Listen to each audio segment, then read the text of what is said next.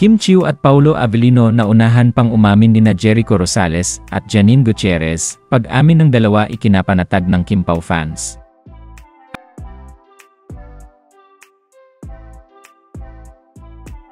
Agad na nag-react ang Kim Pao fans sa ginawang pag-amin ni Jericho Rosales hinggil sa estado ng relasyon nila ni Janine Gutierrez.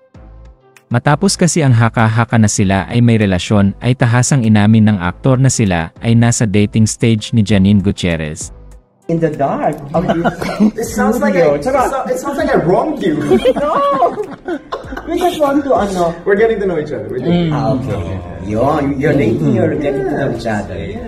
Dahil naman dito ay tila natanggalan ng tinik sa dibdib ang Kim Pao fans.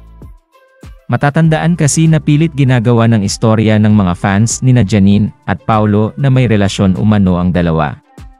Kaya naman sa pag-amin na ito ni Jericho, ay natapos na ang usapin hinggil sa koneksyon ni Paulo kay Janine Gutierrez. Gayunpaman masaya ang Kim Pao fans para kina Janine at Jericho. Hiling naman nila na sana ay dumating ang araw na umamin na din sina Kim Chiu at Paulo Avellino. Si Pao na lang mauna. Oo, si Pao muna. Si Pao muna. Congratulations. Ikaw, Pini. Salamat.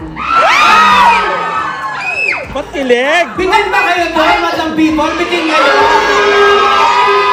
Ikaw dapat 3 words. 3 words. Ikaw kasi nagsabi 1 word lang eh. 3 words na lang. 3 words. Ito ah. 3 words Pwede now. 4. May request si Pao. Pwede daw ba 4? Pwede! Sige. Sige, pwede. Sige, 4 words. 5 pala. Welcome back to the Philippines. Sa akin 6 words. Welcome to the Philippines din. Nawaling tuloy. Welcome back to the Philippines din. Ano yun? Pero nakakakilig talaga. Hindi ba kayo sabay lumipad ba, we?